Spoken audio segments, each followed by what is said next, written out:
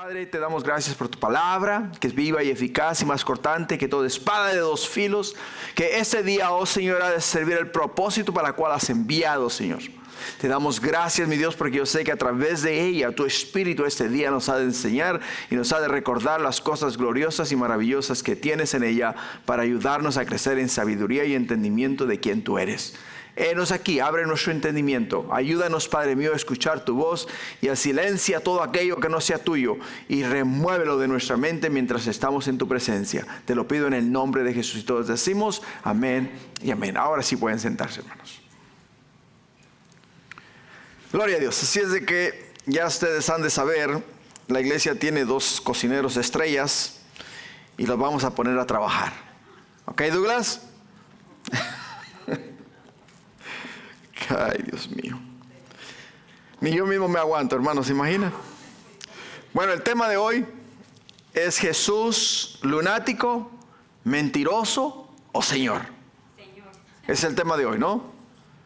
En ese pasaje vemos una de las escenas más interesantes del ministerio de Jesús. ¿Por qué, iglesia? Porque la presión aumenta, las multitudes lo rodean y diferentes grupos comienzan a formar opiniones sobre Jesús. Y desafortunadamente así somos nosotros los seres humanos. Así somos nosotros los hombres, así somos nosotros. Esa es nuestra mentalidad. Yo miro a una persona y yo miro a esa persona y digo, wow, esa persona de verdad que tiene un corazón que agrada a Dios. Pero entonces mi vecino, mi hermano, mira a esa misma persona y dice que esa persona es una persona hipócrita. Entonces la otra persona que está de este lado dice, no, ese es lo que está loco, ¿no? O sea, cada uno de nosotros formula o forma algo diferente de una persona. Y lo interesante es que nadie de ellos acerca de Jesús se quedó neutral. ¿Por qué? Porque todos llegaron a una conclusión sobre quién era Jesús y qué era lo que estaba equivocado en Jesús. Su familia, vamos a mirar, que pensaban que estaba fuera de sí, o sea, lunático, ¿no? Estaba lunático.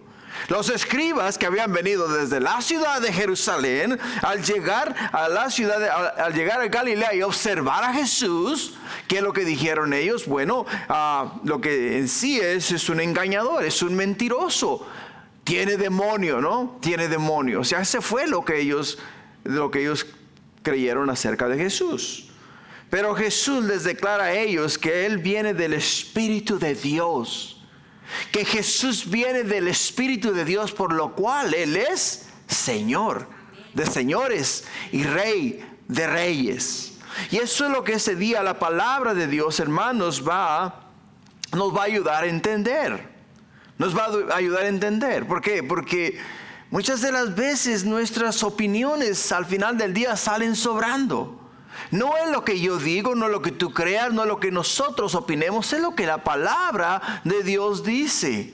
Porque la palabra de Dios es la suma autoridad, o sea, es lo máximo de lo máximo y es de donde nosotros deducimos el conocimiento y la sabiduría que Dios nos da para poder transmitir la verdad a aquellos que necesitan conocer la verdad.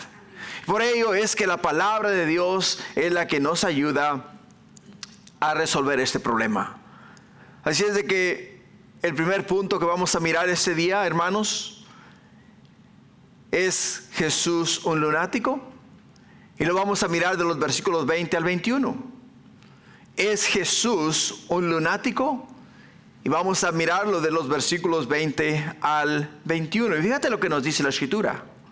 La palabra de Dios nos dice en Marcos capítulo 3 versículo 20, dice, se agolpó de nuevo la gente, de modo que ellos ni aún podían comer.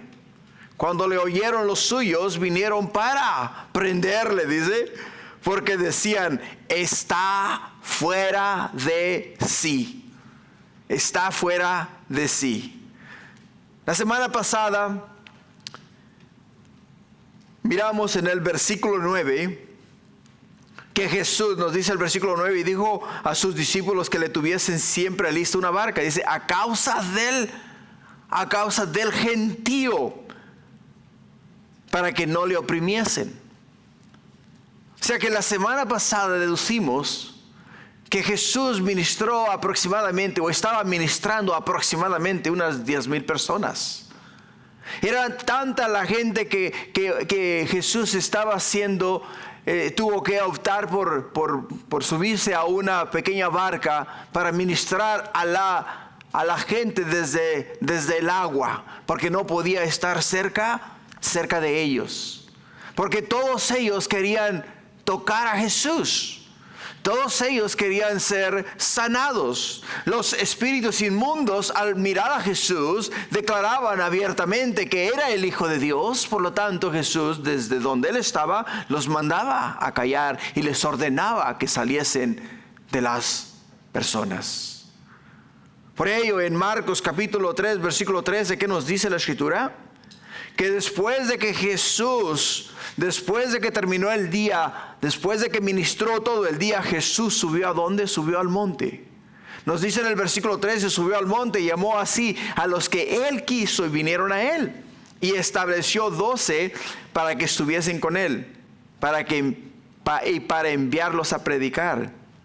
Y que tuviesen autoridad para sanar enfermedades y para echar fuera demonios. A Simón, a quien puso por sobrenombre Pedro, a Jacobo hijo de Zebedeo, y a Juan hermano de Jacobo, a quienes apellidó Boanerges, esto es, hijos del trueno. A Andrés, Felipe, Bartolomé, Mateo, Tomás, Jacob hijo de Alfeo, Tadeo, Simón el cananista, y Judas Iscariote, el que le entregó, y vinieron a casa. Es lo que nos dice la palabra de Dios. Ahora entiende, en estos versículos era solamente Jesús ministrando a las multitudes. En estos versículos que acabamos de leer, Jesús estaba ministrando, liberando y sanando a todas aquellas personas que habían venido a él. Pero después de ministrar, nos dice la palabra de Dios que subió al monte a hablar con su Padre. Hablar con su Padre, hablar con Dios. Y estando en el monte y al hablar él con Dios directamente, ese mismo día llamó él a los que él quiso que viniesen a él. Con el fin y el propósito de empoderarlos. Con el fin y el propósito de delegarles a ellos la responsabilidad de enseñar la palabra de Dios, la responsabilidad de sanar enfermos, la responsabilidad de echar fuera demonios. Y ahora él tiene 12 discípulos, incluyéndolo a él tenemos 13 en estos versículos que acabamos de leer, ministrando la palabra de Dios. Ministrando la palabra de Dios. Pero el primer versículo, ¿qué nos dice a nosotros? El versículo 20 nos dice estas palabras. Y se agolpó de nuevo la gente, dice, de modo que ellos ni aún podían comer pan. Ni aún podían comer pan. Cuando la familia de Jesús oyó lo que estaba pasando, vinieron para prenderle, nos dice la Escritura. Vinieron para prenderle, porque decían, está fuera de sí. Está fuera de sí. O sea, todo el día desde que amaneció hasta que casi oscureció, Jesús y sus 12 discípulos están ministrando a las multitudes. Había mucha necesidad. El pueblo estaba careciendo de palabra de Dios. Y porque el pueblo carecía de mensaje, carecía de palabra de Dios, ellos al escuchar a Jesús encontraron en Jesús las palabras que les confortaron, que les animaron y que les dieron esperanza de vida eterna. Y eso es lo que hace la palabra de Dios. Eso es lo que estaba haciendo Jesús. Pero justo con la palabra de Dios viene también la necesidad física. La necesidad física. ¿Por qué? Porque Si tú sabes que hay alguien que te puede sanar a ti de un impedimento físico en tu cuerpo y que te puede dar a ti alivio, no te vas a quedar de brazos cruzados y vas a decir, ¿será o no será? Bueno, por si acaso, dice, ¿voy a ir a qué? Voy a ir a probar, ¿no? Voy a ir a probar. Pero la cuestión está en que ellos no iban a probar. Ellos iban sabiendo. Ellos iban sabiendo que Jesús los podía sanar. O sea, tenían fe. Tenían fe. Y la fe nos dice en la Escritura que es la certeza de lo que se espera y es la convicción de lo que no se ve. Ellos tenían la seguridad de que Jesús los iba a sanar. Era la seguridad que ellos tenían. Por ello es que habían venido de diferentes partes. Habían venido a donde estaba Jesús. Porque Jesús era el único que podía hacer la obra que ellos, o el milagro que ellos necesitaban. Y por ello es que vinieron a Jesús. Ahora, una cosa que es para mí interesante, y me imagino que lo debe de ser para ti. ¿Cómo es posible que una persona, digamos como Jesús y sus discípulos, pasasen todo el día sin tocar bocado? Todo el día ministrando a uno, a otro, y todo el día estuvieron ellos ocupados trabajando en las necesidades de las personas. ¿Te das cuenta? Por ello, cuando la familia de Jesús escuchó lo que estaba pasando, lo que Jesús estaba haciendo, vienen a donde está Jesús. Vienen a donde está Jesús y trataron de rescatarlo, digámoslo de esta manera. Rescatarlo. Vamos, saquémoslo de donde Él está y traigámoslo, llevémoslo a casa porque se ha vuelto loco. Se ha vuelto loco. ¿Cómo es posible que esté haciendo lo que está haciendo, no?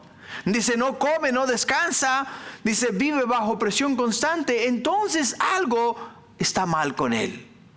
Algo está fuera de lugar. Pero hay algo importante para nosotros. Cuando la gente, hermanos, no entienden lo que Dios está haciendo en la vida de una persona, o cuando no entienden ni conocen el plan de Dios, es muy fácil para nosotros deducir o juzgar aquello que miramos que en sí para nosotros no tiene sentido. No tiene sentido. Pero ahí es donde entra, ¿qué? Donde entra la palabra de Dios. ¿Por qué? Porque Pablo nos dice en 2 de Corintios capítulo 5 versículo 13, porque si estamos locos, dice, es para Dios, y si somos cuerdos, es para vosotros. Es para vosotros. El apóstol Pablo, de una forma u otra, también fue acusado por la misma situación. Que cuando el apóstol Pablo abría sus labios y comunicaba el evangelio, la palabra de Dios, aquellos que lo escuchaban opinaban de Pablo y decían, está loco. Los muchos libros lo han vuelto loco. El mucho conocimiento lo ha trastornado. Está fuera de sí, no entienden. Y el problema el problema que tenemos delante nuestro es el hecho de que cuando no se conoce la mente, el corazón y la voluntad de Dios, no podemos entender lo que Dios está haciendo. Por ello es que su familia, estamos hablando de los suyos que nos dice la Escritura, su familia, su madre, sus hermanos y todos aquellos que estaban ahí alrededor de él, al mirar a Jesús, aunque vivieron con Jesús, aunque escucharon a Jesús, no creían en la obra de Dios a través de Jesús. ¿Te das cuenta? Qué interesante. Porque la palabra de Dios, las sagradas escrituras no lo muestran. Por el hecho de que podemos ver acá en el versículo 20, dice que, en el versículo 21, que cuando lo oyeron los suyos, estamos hablando de su familia, vinieron para prenderle porque decían, está fuera de sí. En otras palabras, ellos estaban con Jesús, pero no caminaban con Jesús. Y cuando se está con Jesús y no se camina con Jesús, te das cuenta, no se puede saber lo que Jesús está haciendo. Por ello es importante entender que para poder nosotros conocer la mente y el corazón de Dios, tenemos que saber lo que Dios quiere hacer y caminar con Dios para mirarlo hacer. ¿Te das cuenta? Mirarlo hacer las cosas.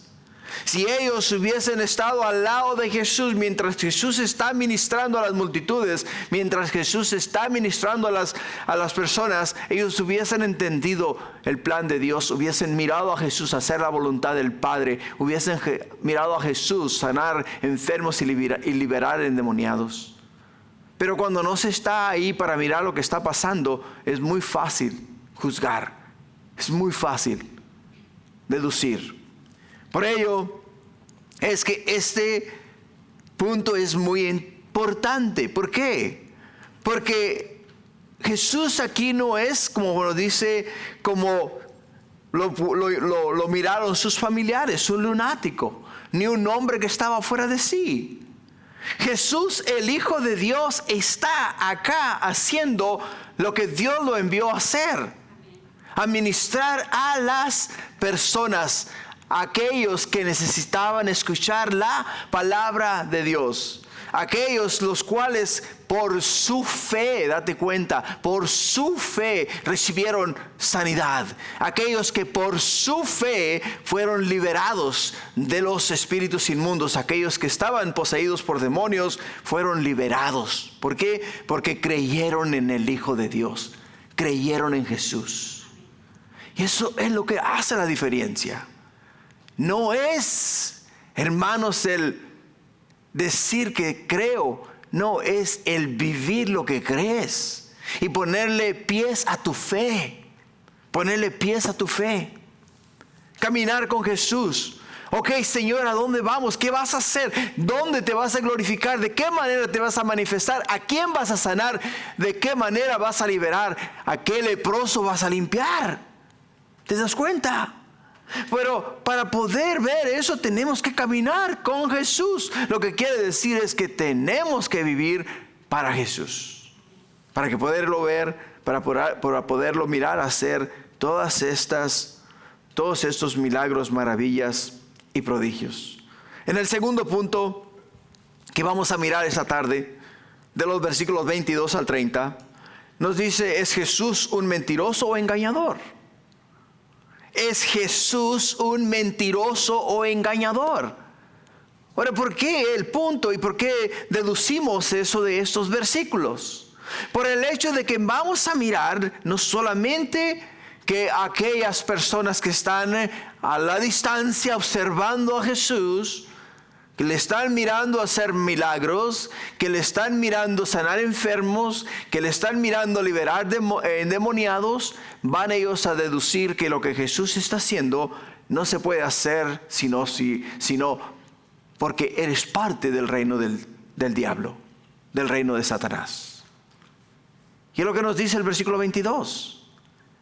El versículo 22 dice: pero los escribas que habían venido de Jerusalén decían que tenía a Beelzebú y que por el príncipe de los demonios echaba afuera ¿qué? Los demonios. O por ello es que podemos decir que no hay ceguera más peligrosa que ver el poder de Dios y aún así rechazarlo. Te repito nuevamente, no hay ceguera más peligrosa, escucha, no hay ceguera más peligrosa que ver el poder de Dios y rechazarlo. Rechazarlo. Los escribas que habían venido de Jerusalén, vinieron de Jerusalén porque la fama de Jesús se había extendido por toda Judea, por toda Samaria, se había expandido por toda Idumea, o sea, había llegado hasta las partes más altas del Líbano. Había llegado, la fama de Jesús había alcanzado todo Siria. O sea, la fama de Jesús se había expandido por todas partes. Y venían a Jesús de todas partes. Entonces cuando llegó la voz acerca de lo que Jesús estaba haciendo a la ciudad de Jerusalén, los líderes religiosos, o sea, los sacerdotes en la ciudad de Jerusalén, enviaron emisarios a donde? A Galilea, a observar lo que Jesús estaba haciendo. Lo que Jesús estaba haciendo. Por ello, cuando no se puede negar la luz, algunos le llaman ¿qué? Oscuridad. Algunos le llaman oscuridad. Los escribas que habían venido de Jerusalén vieron liberaciones reales, sanidades reales y autoridad divina. O sea, algo que, aunque ellos se presentaban delante del pueblo como la suma autoridad, Dios solamente habla a través de nosotros. Y si ustedes quieren saber algo de Dios, lo tienen que mirar a través de nosotros. Ustedes, todos los demás, son ignorantes. No tienen ni saben escuchar la voz de Dios. Por lo tanto, quieren saber de Dios, tienen que venir a través de nosotros. Y cuando Jesús viene ministrando a las multitudes, enseñando con autoridad y como nunca nadie antes había enseñado, la gente se agolpaba porque querían escuchar a Jesús. Querían escuchar a Jesús. O sea, escucharon a Jesús. Le miraron a Él liberar, sanar, y no solamente le miraron hacer todas estas cosas, sino que escucharon las palabras de Jesús. Escucharon las palabras de Jesús. Pero después aún de escuchar todo eso, en vez de rendirse a la autoridad y soberanía del Hijo de Dios, en vez de reconocerlo como la verdadera autoridad, como aquel enviado de Dios a liberar al hombre de sus pecados, ¿qué es lo que hicieron ellos? Lo acusaron. Lo acusaron de mentiroso. Lo acusaron de engañador. Simple y sencillamente porque no se alineaba a ellos. No se alineaba a ellos. ¿Y qué es lo que vemos? Lo que miramos es lo siguiente. Los hombres muchas veces se apoderan de la autoridad que se les delega. Y esa autoridad la protegen, la guardan, la cuidan y no permiten que nadie la toque. Por lo tanto, quieres hacer algo, tienes que venir a mí, me tienes que pedir permiso, y entonces después de que yo lo examine y te autorice, entonces puedes tú ministrar. De otra manera no puedes hacer absolutamente nada. Y esos hombres, la mentalidad de ellos, la mentalidad de estos hombres que fueron enviados a Jerusalén, esa era la mentalidad de ellos. Nadie podía ministrar al pueblo, nadie, sin la autoridad de los escribas, fariseos y saduceos. Nadie. Y Jesús está haciendo lo contrario. Está ministrando al pueblo sin la autoridad de ellos. Por ello vienen ahora y acusan a Jesús. Dedujeron ellos que tenía a Beelzebú. Y que por el príncipe de los demonios echaba afuera los demonios. Eso fue lo que dedujeron ellos. Ahora, ¿sabes qué es lo que en realidad estaban diciendo ellos? Que Jesús estaba poseído por Satanás. Él tenía a Beelzebú, implicando que Beelzebú lo tenía a él, utilizándolo como un agente del diablo. Qué interesante, ¿no? O sea, después de observar a Jesús, de escuchar las palabras de Jesús, de mirar las sanidades, de mirar las liberaciones, deducen ellos que éste opera en el nombre del diablo, o sea, en el nombre de Satanás. Eso es lo que ellos dedujeron. Y es de la manera en la cual ellos lo acusaron. Ahora, hermanos, a Jesús ya estaba acostumbrado a esta clase de trato. ¿Por qué? Porque ya le habían acusado varias veces de lo mismo. En Juan 10:20 nos dice la Escritura que muchos de ellos decían, demonio tiene, dice, y está fuera de sí.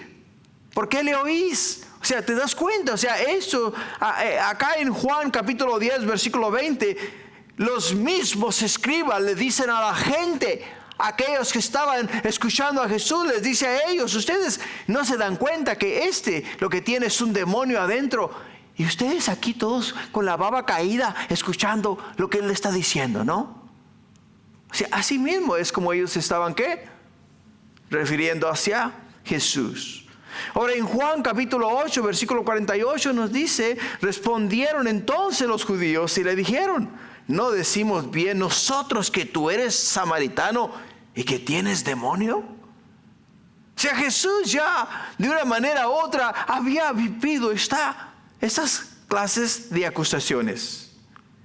Y en Juan 7:19 nos dice la Escritura, no os dio Moisés la ley y ninguno de vosotros cumple la ley. ¿Por qué procuráis matarme?, les pregunta Jesús a ellos. Y respondiendo la multitud y dijo, demonio tienes, ¿quién procura matarte? ¿Quién procura matarte? Ahora, hermanos, la religión puede volverse enemiga de la verdad, ¿entiende eso? La religión puede volverse enemiga de la verdad. Porque cuando la palabra de Dios, las sagradas escrituras, el mensaje de Dios llega a lo más profundo de nuestro corazón y nosotros no queremos aceptar la verdad, sino que la rechazamos por el hecho de que no se alinea con lo que yo creo, con lo que a mí me enseñaron, entonces estamos viendo que nuestra religión se pone en contra de la verdad en la palabra de Dios. Y es ahí donde podemos fallar. Los escribas eran expertos en la escritura, pero no reconocieron que delante de ellos estaba el Mesías. No reconocieron. Podemos ser un experto en la religión, pero no encontrar a Jesús en nuestra religión. ¿Te das cuenta? Porque Jesús dice, yo soy la verdad. Yo soy el camino, yo soy el que te puedo llevar al Padre. Nadie puede venir si no es a través de mí. Y Jesús les dice a los escribas en Juan capítulo 5, versículo 39, dice, escudriñad las escrituras porque a vosotros os parece que en ellas tenéis la vida eterna. Y ellas, dice, ellas son las que dan testimonio de mí. Y no queréis venir a mí para que tengáis vida. O sea, Jesús les dice a ellos, hey, la palabra de Dios, las sagradas escrituras, desde Génesis hasta Malaquías, hablan acerca de mí, hablan acerca del plan redentor de Dios. No hay forma de que puedan negar ustedes el plan de Dios. Lo miramos en Génesis. Lo miramos en todos los libros del Antiguo Testamento hasta el libro de Malaquías, donde podemos ver donde podemos ver el plan redentor de Dios para la humanidad a través del Mesías, a través del Cristo, a través de Jesús, el Hijo de Dios. Por ello el corazón endurecido llama malo a lo bueno. El corazón endurecido llama malo a lo bueno. Lo que viene del Espíritu Santo lo llamaron ¿qué? Lo llamaron demoníaco. Ese es un gran peligro espiritual. Llegar a un punto donde la persona ya no discierne correctamente. Cuando no podemos ver, no podemos mirar la gloria de Dios, el poder de Dios, los milagros de Dios, entonces, y comenzamos a deducir lo contrario, entonces quiere decir que nuestra mente, nuestro corazón se ha endurecido de una forma que no dejamos que Dios obre en nuestro ser. Nos dice Isaías 5:20, dice, ay de los que a lo malo dicen bueno y a lo bueno malo, que hacen de la luz tinieblas y de las tinieblas luz, que ponen lo amargo por dulce y lo dulce por amargo. Pero la advertencia es, ay de los que, hay de aquellos que no entienden la voluntad de Dios, no entienden el plan de Dios. Por ello, si Dios está obrando en alguien y miramos la obra de Dios y es evidente lo que Dios está haciendo en el corazón de una persona, no deduzcamos que esa persona está mal. Simple y sencillamente retrocedamos, observemos y miremos lo que Dios está haciendo en él o en ella. Veámoslo, observémoslo y, hermanos, comprobémoslo con la palabra de Dios si lo que estamos viendo es real. Por ello no debemos de atribuir a la carne lo que es de Dios o lo que Dios está haciendo, ni tampoco rechazarlo simple y sencillamente porque no es parte de nuestro esquema. Tenemos que entender que la mente y el corazón nos pueden engañar, pero la palabra de Dios nunca nos va a engañar. Juan 17:9 nos dice que engañoso es el corazón más que todas las cosas. Jeremías 17:9. Jeremías 17:9 nos dice que engañoso es el corazón más que todas las cosas. ¿Y quién lo conocerá? O sea, nuestro corazón nos puede engañar de 1001 forma. Por ello, cuando un corazón no quiere rendirse, siempre encontrará una explicación para rechazar lo que Jesús está haciendo. Ahora veamos la respuesta de Jesús a aquellos que le atribuían su obra hacia Satanás. Fíjate lo que nos dice el versículo 23 al 27. Habiéndolos llamado, les decía en parábolas. Dice, ¿cómo puede Satanás echar fuera a Satanás? Si un reino está dividido contra sí mismo, tal reino no puede permanecer. Si una casa está dividida contra sí misma, tal casa no puede permanecer.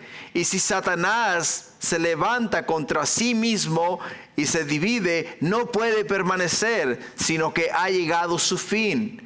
Ninguno puede entrar en la casa de un hombre fuerte y saquear sus bienes si antes no le ata, y entonces podrá saquear su casa.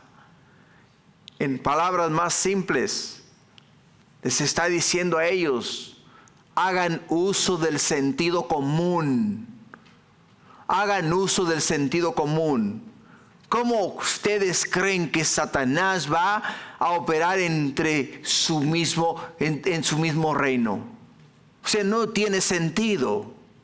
No tiene sentido. Piensen de una manera lógica. O sea, ¿qué están haciendo ustedes achacándole la obra de Dios a Satanás? A Satanás. Por ello, la respuesta de Jesús mostró que si él fuera un agente de Satanás y que estuviera trabajando en contra de él, entonces seguramente el reino de Satanás se había dividido y tenía en medio de él una guerra civil.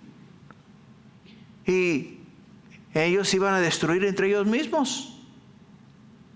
Se iban a destruir entre ellos mismos. Por ello les dice: lo que ustedes me están diciendo no tiene lógica, no se puede explicar. No se puede explicar. Y por ello les dice: ninguno puede entrar en la casa de un hombre fuerte y saquear sus bienes si no le ata primero.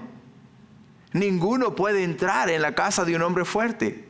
O sea, si tú quieres llegar a una casa y quieres robar esa casa, tienes que atar a los de la casa para poder robar la casa. Porque si no les atas, entonces te van a formar la guerra, ¿no?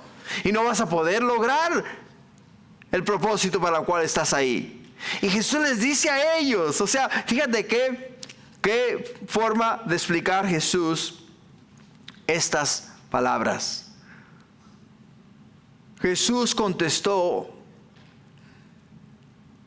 acerca de este punto que el hombre fuerte aquí en esta posición, o sea, en este versículo que estamos mirando, es Satanás. Es el hombre fuerte.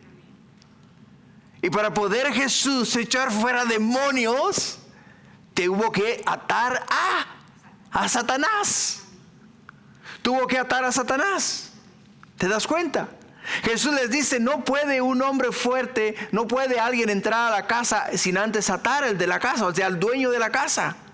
Y Jesús les dice, ustedes no han entendido que para yo poder echar fuera demonios, para poder sacar espíritus inmundos de estos hombres, primeramente tengo que atar a Satanás, que es el que tiene el poder y la autoridad sobre de ellos, y entonces yo puedo echarlos fuera de los cuerpos de ellos. Les está diciendo a ellos, la autoridad y el poder está en mí. Está en mí. ¿Por qué? Porque yo soy el que puedo echarlos fuera y atar al jefe de jefes, que es el diablo, el cual los manipulaba. Y ahí donde les ayuda, les dice a ellos entiendan. O sea, les da una parábola, les ilustra la situación para que pudieran entender, para que pudiesen mirar la realidad de las cosas. Por ello hay muchas veces que cuando se enseña la palabra se tiene que ilustrar, para que la podamos entender, para poder deducirla, para poderla aplicar, para poderla entonces vivir. De otra manera es imposible. ¿Por qué? Porque muchas veces no se entienden muchas cosas de lo que la palabra de Dios nos dice. Y Jesús, el Hijo de Dios, no solamente les ilustra a ellos lo que Él está haciendo, sino que les dice a ellos, Satanás no puede levantarse en contra de sí mismo, porque el momento que lo haga, su reino se acabó. Pero para yo poder echar fuera demonios, tengo que ir y atar a Satanás, y entonces echar fuera los espíritus que trabajan con Satanás. Así que ahora los confronta a ellos con una gran advertencia, de los versículos 28 al 30. Y aquí viene lo bueno. ¿Por qué? Porque Jesús les dice ahora, ya ustedes saben, ya entendieron. Y estoy seguro que captaron la ilustración, entendieron el mensaje. Pero les dice en el versículo 28, dice, de cierto os digo, que todos los pecados serán perdonados a los hijos de los hombres, y las blasfemias cualquiera que sean. Pero cualquiera que blasfeme contra el Espíritu Santo no tiene jamás perdón, sino que es reo de juicio eterno. Porque ellos habían dicho, tienes espíritu inmundo. Jesús los lleva al plan de Dios para la redención de la humanidad. Con palabras más directas les dice, todo, absolutamente todos los pecados, todos, sin excepción de uno, todos serán perdonados a los hijos de los hombres. Aún las blasfemias cualquiera que sean. Así es de bueno nuestro Dios. Dios a través de Jesús estaba poniendo en perspectiva lo que Jesús en el futuro haría posible con su muerte y resurrección. Simple y sencillamente les dice a ellos, cuando yo muera, cuando me claven a la cruz, me bajen de la cruz, me metan en la tumba y yo resucite al tercer día, voy a hacer posible que todos los pecados de los hombres, absolutamente todos, sean perdonados, con la excepción de uno. Con la excepción de uno. ¿Por qué? Porque Jesús dice, porque cualquiera que blasfeme contra el Espíritu Santo no tiene jamás perdón. Cualquiera que blasfeme contra el Espíritu Santo no tiene jamás perdón. Y la blasfemia contra el Espíritu Santo es un rechazo persistente del testimonio del Espíritu acerca de Cristo Jesús. Ahora, ¿cuál es la obra del Espíritu Santo? ¿Cuál es la obra del Espíritu Santo? Fíjate lo que nos dice la Escritura en Mateo 16:7. Jesús dice, pero yo os digo la verdad. Os conviene que me vaya, porque si no me fuera, el Consolador no vendría a vosotros. Mas si me fuere, os lo enviaré. Y cuando Él venga, dice, convencerá al mundo de pecado, de justicia y de juicio. De pecado por cuanto no creen en mí. De justicia por cuanto voy al Padre y no me veréis más. Y de juicio por cuanto el príncipe de este mundo ha sido ya juzgado. El Espíritu Santo tiene la función de convencer al hombre de pecado y guiarlo ¿a quién? Guiarlo a Cristo.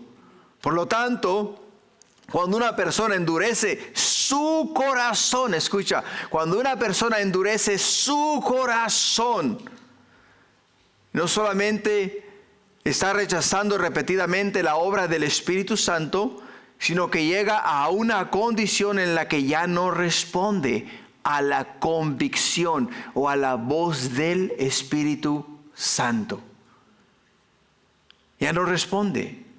No es que Dios no quiera perdonarlo, sino que la persona ha rechazado el único medio por el cual puede ser llevado al arrepentimiento y permanecer así y recibir así el perdón de pecado. ¿Por qué? Porque el Espíritu Santo nos dice la palabra de Dios que viene a convencer al mundo de pecado, de justicia y de juicio. La palabra de Dios nos dice que el Espíritu Santo camina al lado de toda persona. Tú vas caminando y el Espíritu Santo va aquí al lado tuyo. Entonces, mientras vas caminando, el Espíritu Santo te va susurrando al oído. Necesitas poner tu fe y tu esperanza en el Hijo de Dios. Él ha venido a pagar por sus pecados. Él murió en una cruz, lo sepultaron y resucitó al tercer día y está sentado a la diestra del Padre intercediendo por ti. Y el Espíritu Santo diariamente va caminando a tu lado tratando de abrirte los ojos a la realidad. Pero llega un momento en el cual vas dejando de escuchar la voz del Espíritu Santo. Y a medida que vas dejando de escuchar la voz del Espíritu Santo, llega un momento en que no la escuchas absolutamente para nada. ¿Por qué? Porque te has hecho sordo. Y porque ahora te has hecho sordo, entonces quiere decir que ahora ya no importa lo que el Espíritu Santo diga, la manera en la cual te explique, la manera en la cual te grite, ya no lo escuchas. Y la única manera por la cual tú puedes ser salvo es a través del Espíritu Santo. Porque el Espíritu Santo es el que te está convenciendo de pecado. O sea, necesitas arrepentirte. De juicio, porque sabes que si no te arrepientes, pues te va a dar juicio Dios por lo que hiciste.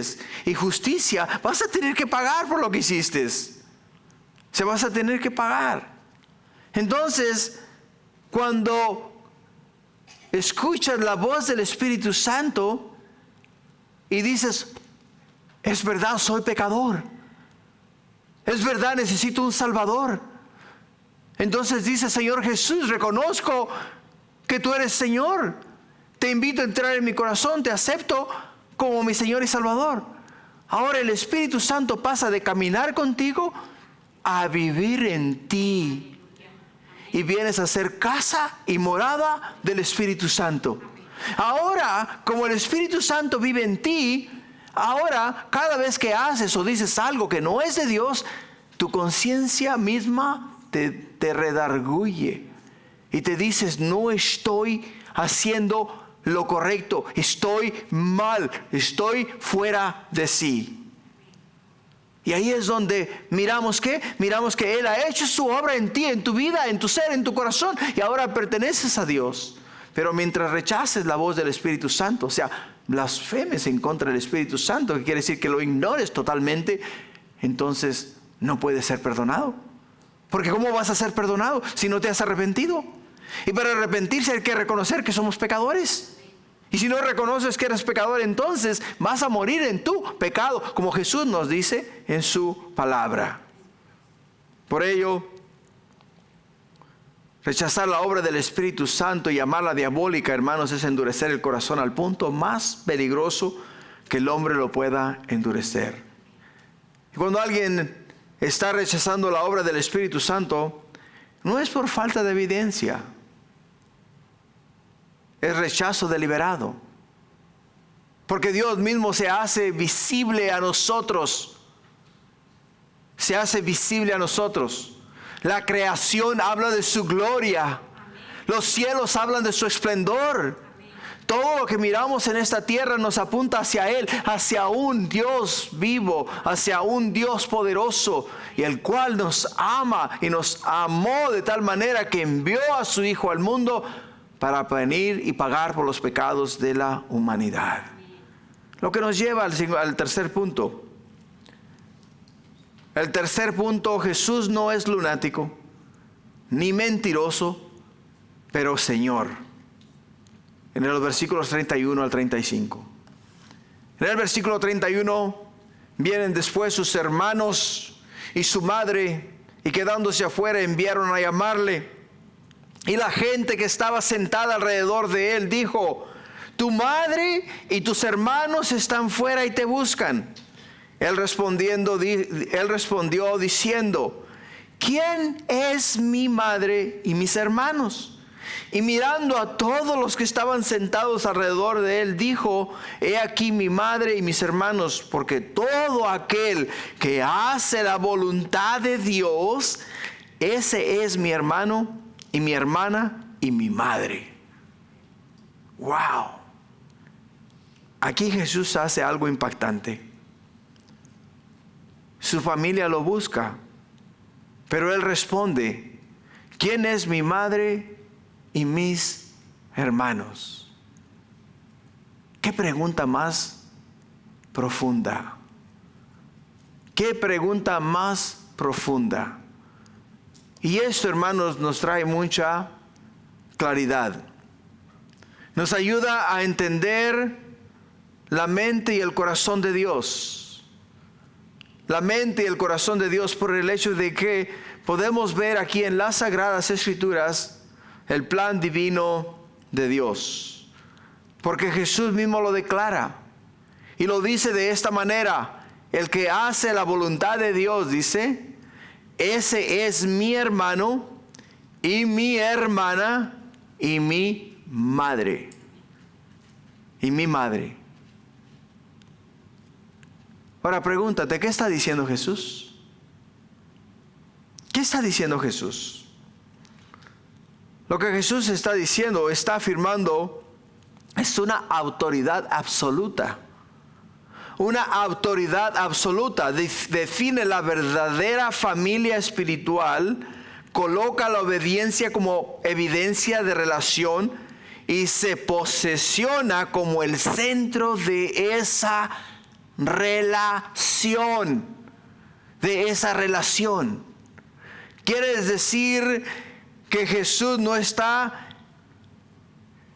no solamente enseñándonos acerca de una relación espiritual superior a la biológica, sino que nos está diciendo a nosotros, hermanos, que lo que realmente cuenta para nosotros es nuestra relación con Él. Porque a través de Él, a través de Jesús, el Hijo de Dios, tú y yo hemos venido a ser una familia. Una familia.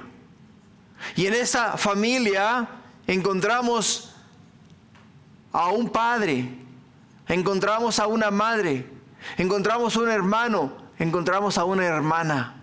Y al final del día miramos que es una familia que cuida de su familia. Pero el centro de la familia es Jesús, porque Jesús es el común denominador, es el que nos une a todos. Sin Jesús nosotros, cada uno vive por su lado.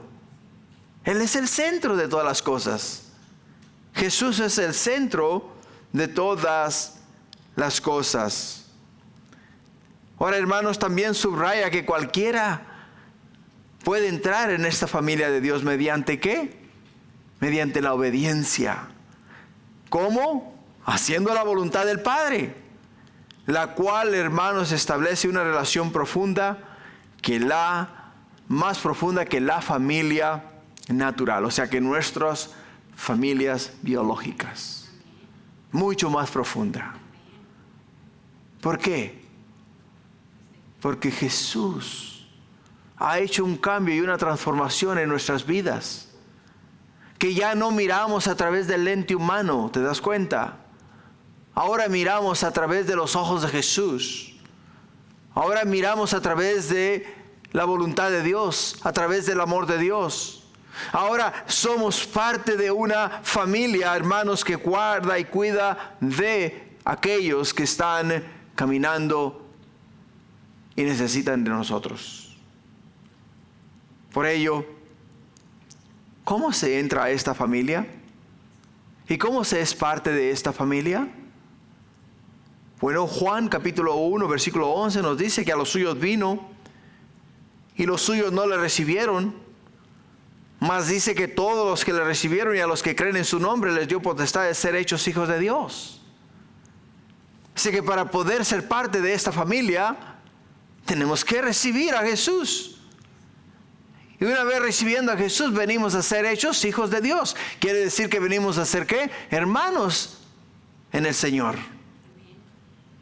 Por eso dice que los cuales no son engendrados de sangre, ni de voluntad de carne, ni de voluntad de varón, sino de Dios. O sea, no somos, de acuerdo, no somos familias biológicas, porque cada uno de nosotros viene de diferentes clanes. O algunos de nosotros venimos de diferentes países. Pero aquí lo que nos hace uno a nosotros es Jesús. Jesús es el que nos hace uno. Y Jesús es el que nos une, el que nos da ese amor los unos para con los otros. Pero también Romanos 10:8 nos dice, escucha bien esas palabras que son muy importantes. ¿Por qué? Porque dice más, ¿qué dice? Cerca de ti está la palabra en tu boca y en tu corazón.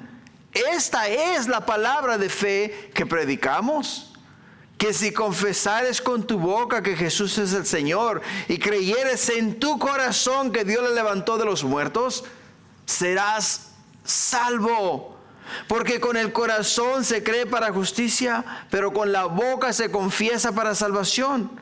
Pues la Escritura dice, todo aquel que en él creyere no será avergonzado, porque no hay diferencia entre judío y griego, pues él mismo es Señor de todos, es rico para con todos los que le invocan, porque todo aquel que invocare el nombre del Señor será salvo. Será salvo. O sea, acá ya no hay diferencia entre judío, griego, ya no hay diferencia entre nacionalidad. ¿Te das cuenta? Porque Jesús ha venido a ser Señor de todos, es el centro de nuestra vida. Por ello, cuando le dicen a Jesús, hey, tu madre y tus hermanos te buscan afuera, Jesús pregunta, ¿quién es mi madre? ¿Y quiénes son mis hermanos? ¿Quiénes son? Dice que su madre y sus hermanos son todos aquellos que hacen la voluntad de Dios. La voluntad de Dios. Para concluir,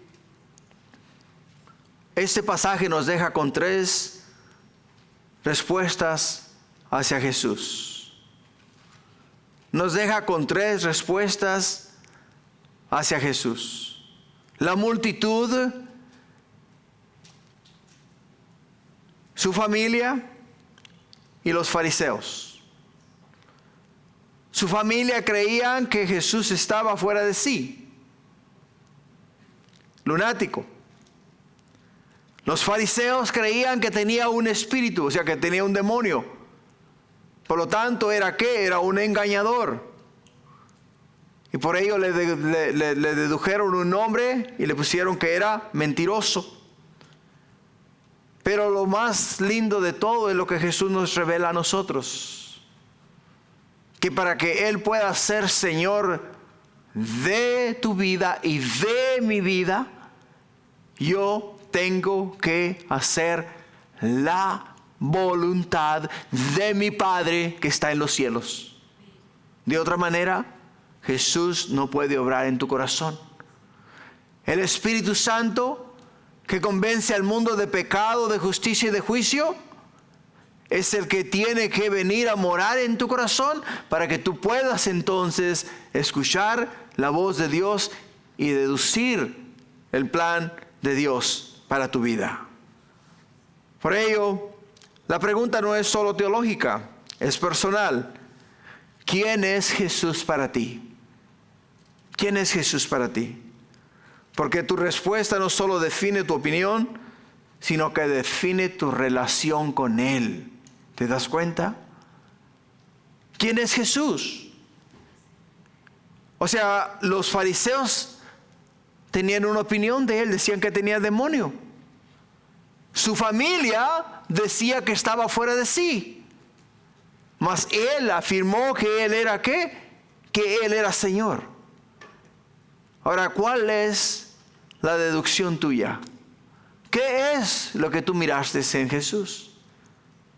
Puedes decir lo que dijeron sus familiares, está fuera de sí. Puedes decir que por lo que Él hacía tenía demonio. O puedes decir Jesús es Señor de mi vida. Pero la respuesta es personal. Es personal. Yo no puedo responder por ti. Tú no puedes responder por mí. Tú tienes que responder al Señor conforme a lo que a las evidencias, conforme a lo que este día la palabra de Dios nos ha revelado. Por ello,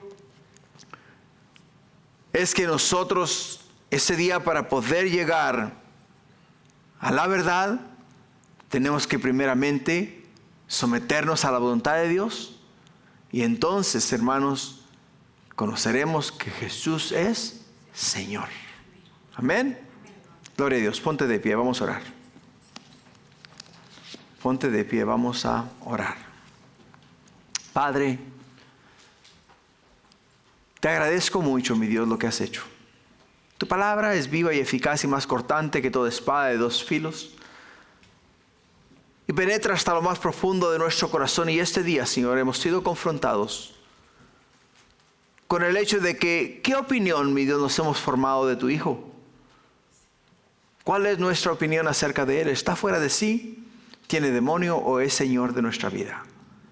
Padre, que nuestra respuesta sea concreta y que nuestra respuesta sea que Jesús es Señor de nuestra vida.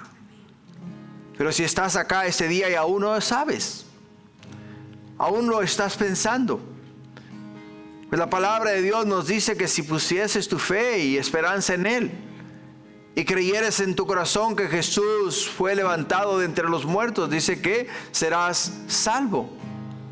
Por ello es que este día, si no tienes aún la seguridad de que Jesús es Señor de tu vida, solamente tienes que creer. Creer que Jesús es el Hijo de Dios, recibirle en tu corazón, invitarle a entrar en tu corazón y reconocer que Él es el único que puede perdonar tus pecados. Y si lo has hecho, y si lo quieres hacer, solamente dile: Señor Jesús, te invito a entrar en mi corazón. Reconozco que soy pecador, te pido perdón por mis pecados. Y este día te declaro Señor de mi vida. Gracias, Padre, por el hecho de que nos has traído y nos has hablado y nos has enseñado. Y el plan divino que tienes para nosotros, Padre mío, no se puede llevar así o tomar así a la ligera. Se tiene que llevar al corazón. Henos aquí, Padre, bendícenos y llévanos con tu bendición. Te lo pido en el nombre de Jesús. Amén.